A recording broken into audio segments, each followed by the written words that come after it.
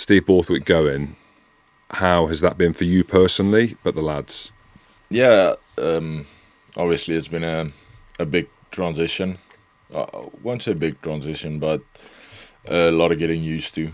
I think like you said, you weren't seeing it. I had like a feeling when, like, especially when it got bad with the media and stuff with Eddie. I thought they might bring in someone else, but I didn't think they'd take Steve like immediately, as it was.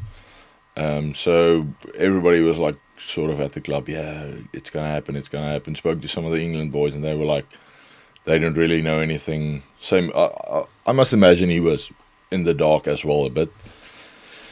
And then, yeah, after the Clermont game in the first leg of the Euros, he came into the change room and said, well, that's him. He's done. Kev stepped up, and everybody's like, okay, he's going to announce that he's the new interim head coach. And he said Steve's given him the opportunity to go with him. So yeah, that was a shock for me.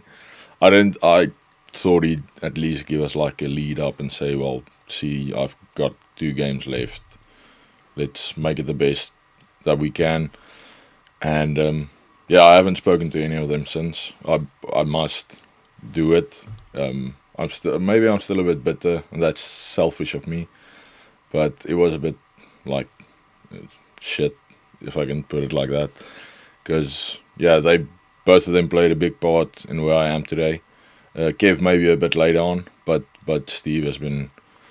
He was the coach that spotted me to come to Leicester, and then obviously pushing me to become better.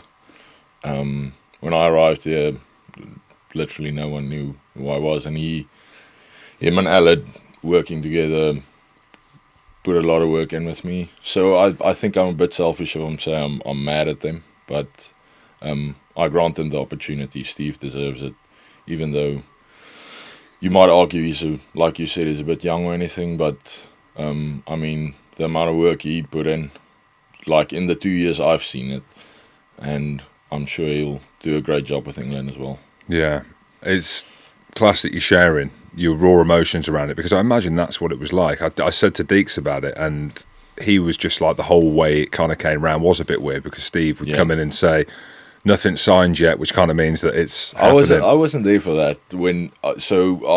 We were in our last week in camp. We were playing Italy, that was my last week in camp, and so I phoned Andrew, like the captain, and I asked him, like, has Steve said anything? We're seeing all of this like in the media and stuff. And he said, no, he hasn't said anything. Then I got a week off when I came in. Or I played one game, then got a week off. And I phoned him again, and he said, yeah, Steve spoke about it, but he said he hasn't signed anything, that like he's in the dark as well. And I was like, okay, well, maybe my suspicion is wrong. Maybe the media is just hyping this whole big thing up. And then a genuine shock when it came. Because when we got into the change room after the game, I was sat next to Lenny, and he went, something's going on. Because he didn't even know. Nobody knew. That was the and Lenny sat next to me, and I'm like, oh, that was, obviously we won. So I told him that was a good game and everything. And he was like, something's going on.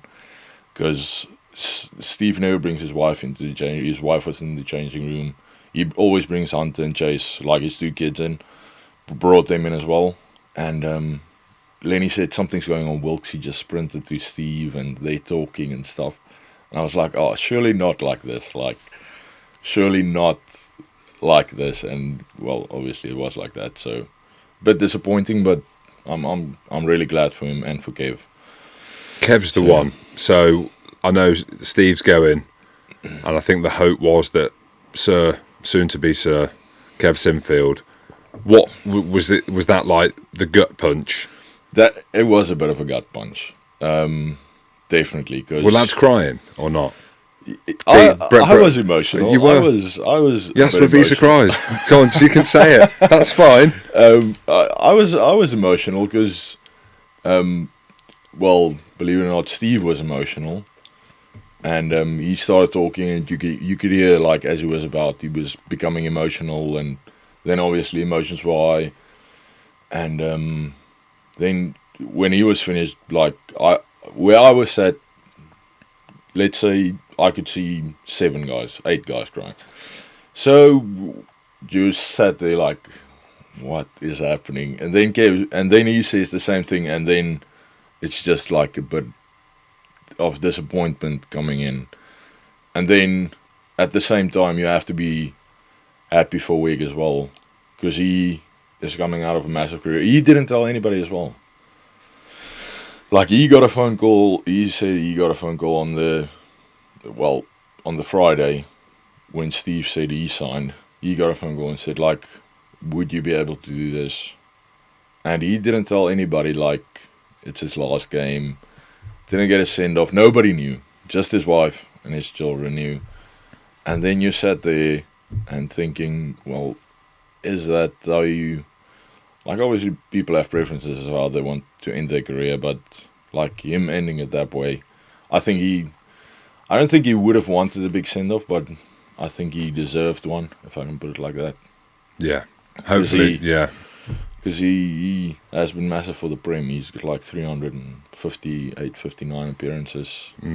So, on the other hand, you have to sort of get over it and be happy for Wig as well, because it's a massive step up. Yeah, of course.